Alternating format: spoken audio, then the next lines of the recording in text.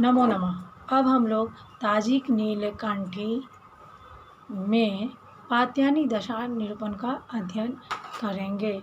पात्यायनी दशा निरूपण में दशा नयन का अध्ययन करेंगे। अस्पष्टान संलग्नान खच्चिरान विधाय राशीन विना अत्यल्प पल्लवं तु पूर्वं निविश्य तस्मादधिकांशं कर्मादयं स्यातु दशा क्रमोपदे ऊनं विंशोऽध्याधिकतः क्रमेण शोध्यं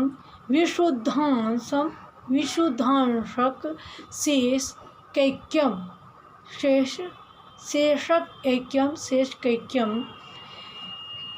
सर्वाधिकांशोन्मितिमेव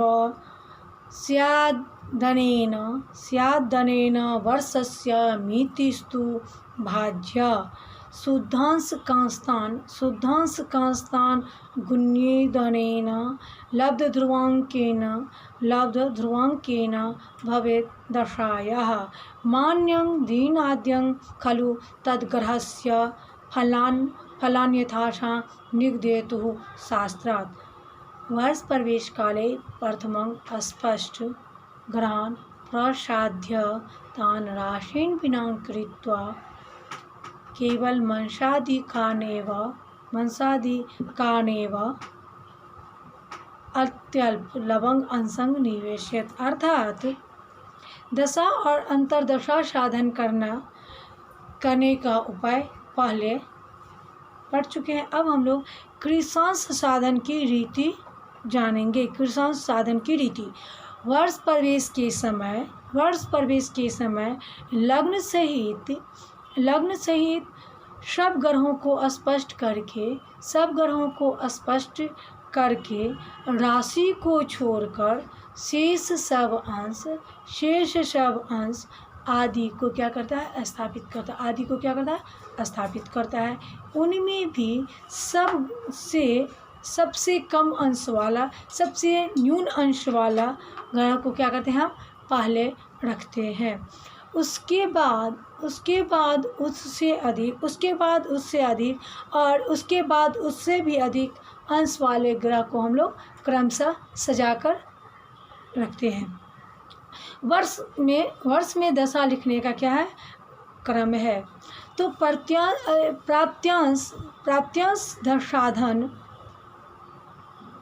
प्राप्यांश साधन अल्प अंश वाले ग्रह को सबसे अधिक अंश वाले ग्रह में घटाते हुए क्या करते हैं? क्रम को स्थापित करते हैं। क्या करते हैं हम लोग?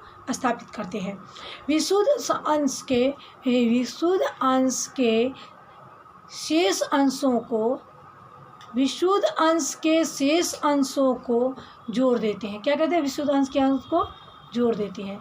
और वह जोड़ सबसे अधिक अंश वाले ग्रह के बराबर हो जाए तो समझ लें या ठीक है। क्या है? ये समझ लें या ठीक है, या ठीक है।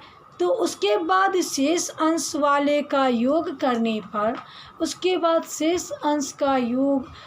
पर जो उससे सौरमान दिन 360 और सावन मान दिन 365, 15 घटी 31 पल, 30वीं पल इस वर्षमान में भाग लेने से जो दिनादि लब्ध मिले वही ध्रुवांक होता है। क्या होता है? वही ध्रुवांक होता है। दशा दिवस लाने का क्रम पूर्वोक्त लब्ध ध्रुवांक के सब शुद्ध अंशों को भी गुना कर देते हैं। क्या कहते हैं? गुना करते हैं। उस ग्रह के दिनादिक दशा का प्रमाण निकल आता है।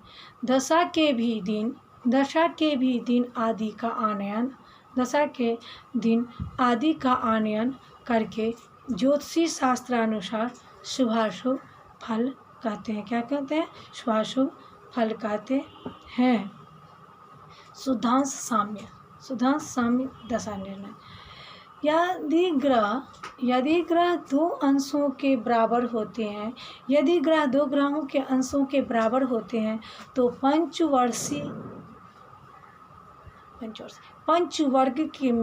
पंचवर्ग में जिसका बल अधिक रहता है, पंचवर्गी में जिसका अधिक बल रहता है उसकी प्रथम दशा मानी जाती है। पंचवर्ग में जिसका बल अधिक बलवान रहता है उसकी प्रथम संज्ञा, प्रथम दशा मानी जाती है। यदि शोधी और शोधक दोनों ग्रहों के अंश समान हो, बराबर हो, तो उन दोनों में से जिसका पंचवर्गीय बल अधिक होगा उसकी पहली दशा मानी जाएगी, कही जाएगी। दशा का क्रम पहले अंश से ही चलता है। दशा का क्रम मतलब पहले अंश से ही चलता है। बाद में शुद्ध करने का क्या होता है? शुद्ध करने पर शुद्धांश होते हैं। बाद में शुद्ध करने पर क्या होता है? वह शुद्धांश होते हैं। दशा का क्रम पहले अंश से ही चलता है। दशा का क्रम क्या होता है? पहले अंश से ही चलता है।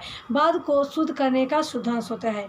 शोधी और शोधक दोनों ग्रहों का शुद्धांश समान हो और पंचवर्गीय में जिसका बल अधिक हो उसी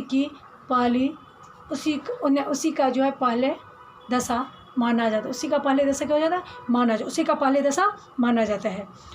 बाद में दूसरे का, और उसके बाद जो है पंचवर्गीय बल समान हो तो अल्प गति वाले ग्रह की भी दशा पहली मानी जाएगी। उसके बाद जो होता है उसको भी हम शुद्ध बना देते हैं, उसका दूसरे का, उसके बाद जो पंचवर्गीय बल समान हो जाते हैं। यदि ग्रह और लग्न के अंश बराबर हो तो लग्नपति के बल से क्या होता है? बराबर देखना चाहिए। जैसे सब ग्रहों की अपेक्षा क्रम अंशों वाला शनि है, इसलिए सब ग्रहों को छोड़कर प्रथम शनि को स्थापित करते हैं। फिर 6, 18, 54 लिखा हुआ है। फिर सूर्य जो है 7, 30, 6, बुध जो है 12, 6, 8, भौम जो है 14, 12, 36, लग्न जो है 8, 3, 54, चंद्रमा 22, 9, 47, शुक्र 24, 31, 48। इस प्रकार ग्रह का जो है स्थापित किया हुआ है। अंतरदशा नयन। अंतरदशा के साधन रीति। दशामान को वर्ष मानकर पूर्वोक्त प्रत्यांशों द्वारा दशा के ढंग से अंतरदशा का साधन करना चाहिए। दशा का क्या है? अंतरदशा का मान साधन करना चाहिए। दशामान में प्रत्यांश के योग से भाग देकर लब्ध ध्रुवांक को पृथक प्रत्यांश से गुणा करने पर अंतर दशा का मान दिनाधिक निकल आता है। क्या है? अंतर्देश निकल जाता है। पहली अंतरदशा दशाधिपति होती है। पहले अंतरदशा कहते हैं दशाधिपति होती है। उसके बाद क्रम से अन्य ग्रहों की दशा होती है। क्या? अन्य ग्रहों की दशा होती है। शुक्र की दशा दिनादि 4, 25, 52, 30 हैं। इनको तीन बार 60 से गुना किया। इनको 3 बार क्या किया हम लोग? 60 से गुना किए। इसको 3 बार 60 से गुना किया तो 98, 22, 21, 52 या भाजी हो। क्या हुआ? या भाजी हुआ। प्रत्यांश योग रूप 28, 40, 5 है। भाजी रूप इसका प्रत्यांश योग रूप क्या है? प्रत्यांश योग रूप 28, 40, 5 है। तो इसको भी तीन बार हम क्या किए? 60 से गुना करते हैं। इसको भी 3 बार क्या किया हम लोग? 60 से गुना करते हैं। 60 से गुना किए तो इस पर आ गया 61,92,03,000 यह भाजक हुआ। यह क्या हुआ? भाजक हुआ। इससे भाग दिया तो 2 56 40 52 गुणक हुआ। 2 56 40 52 गुणक हुआ। इसको भी हम 60 से गुना किए तो क्या हो गया?